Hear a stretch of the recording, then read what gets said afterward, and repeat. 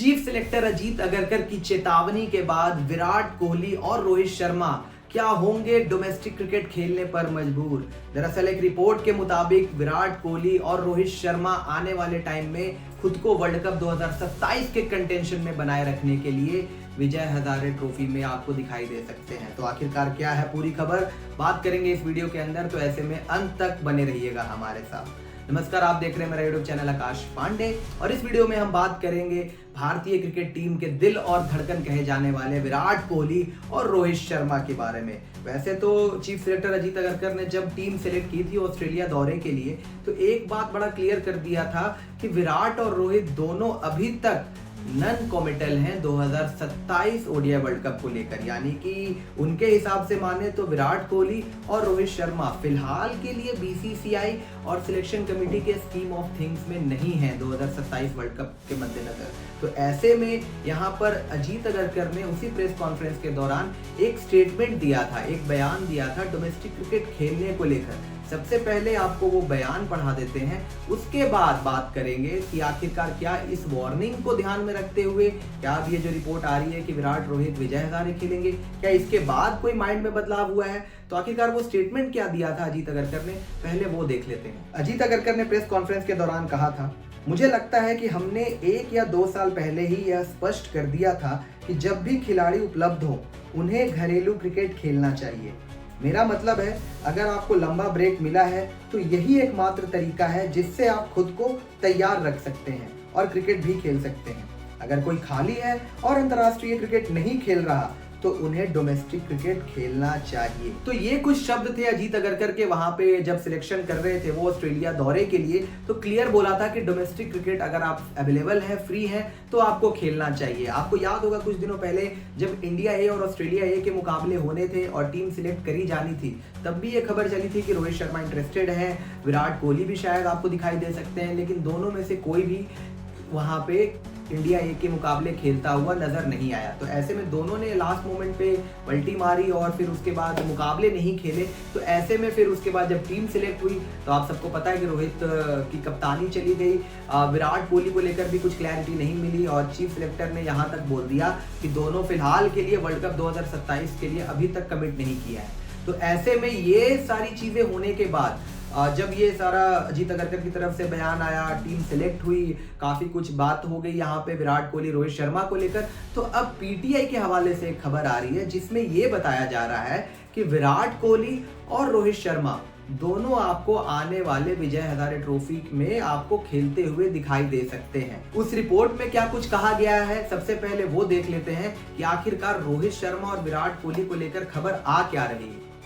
PTI की report की माने तो यहाँ पर लिखा गया है, दक्षिण अफ्रीका के खिलाफ 6 दिसंबर को विशाखापट्टनम में होने वाले आखिरी वनडे और न्यूजीलैंड के खिलाफ 11 जनवरी को बड़ौदा में होने वाले पहले वनडे के बीच 5 हफ्ते का अंतर है। विजय हजारे ट्रॉफी 24 दिसंबर से शुरू हो रही है। मुंबई के लिए 6 राउंड के मुकाबले होंगे 24, 26, 29,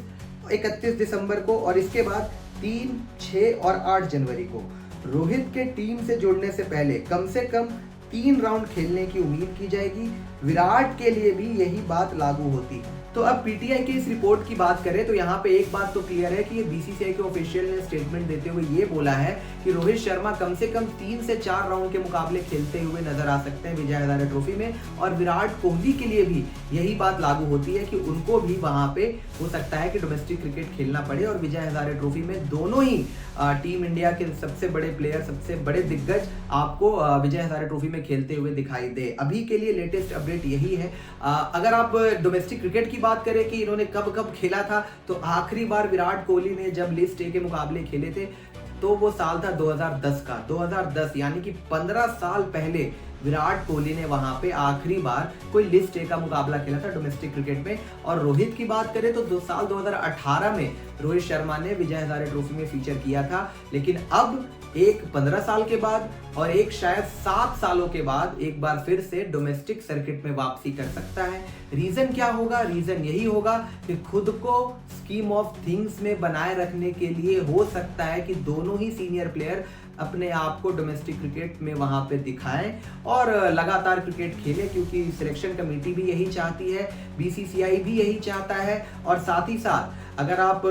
स्केड्यूल की बात करें तो जिस तरीके से स्केड्यूल प्लान्ड है इंडिया के लिए ओडीआई के मुकाबलों में, तो 3 मुकाबले पहले ऑस्ट्रेलिया से खेलने हैं, उसके बाद नवंबर के महीने में 30 नवंबर से साउथ अफ्रीका के खिलाफ 3 मैच की एक दिवसीय सीरीज होगी और वो 6 दिसंबर को खत्म होगी। बीच में ये जो गैप है जहां पे न्यूजीलैंड के खिलाफ जो मुकाबले होने हैं वो जनवरी के महीने में है, तो ऐसे में ये जो 1 महीने का गैप है, तकरीबन 4 से 5 हफ्तों का गैप है, उसको फुलफिल करने के लिए बीसीसीआई ये चाहता है कि रोहित शर्मा और विराट कोहली दोनों ही एक्टिव रहें और लगातार व्हाइट बॉल के मुकाबले खेले, डोमेस्टिक क्रिकेट में फीचर करे और अपने फॉर्म को बरकरार रखे। वैसे कायदे में देखा जाए तो ये एक अच्छी चीज होगी अगर विराट कोहली और रोहित शर्मा अपने आप को अवेलेबल करते हैं विजय हजारे ट्रॉफी के लिए, क्योंकि सिलेक्टर ने ये क्लियर कर दिया है, जो उनके बयान थे उसके हिसाब से तो अभी बात यही लगती है कि शायद सिलेक्शन कमेटी की प्लानिंग नहीं है 2027 तक दोनों को लेकर जाने के लिए। लेकिन एक ही चीज है यहाँ पे जो विराट कोहली और रोहित शर्मा को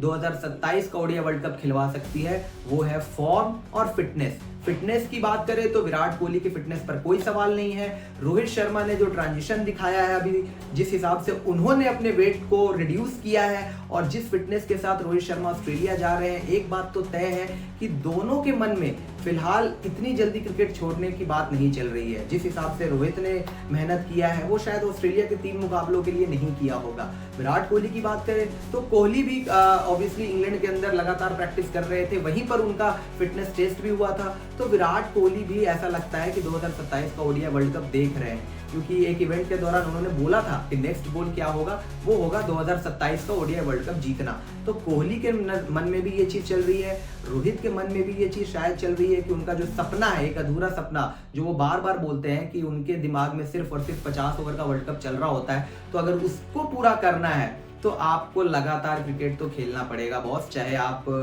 भले ही बहुत बड़े नाम हो, लेकिन आपको अपने आप को प्रूव करना पड़ेगा इस टाइम पे, क्योंकि माहौल ऐसा बन गया है टीम के अंदर कि समय ये आ गया है कि रोहित शर्मा और विराट कोहली को अगर टीम में जगह बनानी है तो शायद अब मेरिट के बेसिस पे और प्रदर्शन के बेसिस पे ही बनानी होगी, क्योंकि ये रिपोर्ट पहले ही आ चुकी है, छप भी चुकी है कि आने वाले टाइम में दोनों का सिलेक्शन फॉर्म और मेरिट के बेसिस पे होगा। तो ऑस्ट्रेलिया सीरीज में क्या होता है, उसके बाद डोमेस्टिक में जाके वो क्या करेंगे, साउथ अफ्रीका के खिलाफ क्या होगा, सारी चीज़ों पर बीसीसीआई की नज़र होगी, सिलेक्शन कमेटी की नज़र होगी और अब यहाँ पर स्क्रूटनी जो है वो होती रहेगी। तो ऐसे में अगर वर्ल्ड कप खेलना है 2027 तक, खुद को बनाए रखना है, तो एक चीज़ तय कर लेनी होगी कि शायद आने वाले टाइम में डोमेस्टिक क्रिकेट खेलना पड़ेगा। और अगर ये रिपोर्ट सच होती है तो मेरे हिसाब से ये एक अच्छा फैसला होगा रोहित की तरफ से, विराट की तरफ से, कि अगर वो अपने आप को अवेलेबल करते हैं इन मुकाबलों के लिए, कि जितना खेलते जाओगे उतना ही बेहतर होते चले जाओगे। और फॉर्म अगर लगी रहती है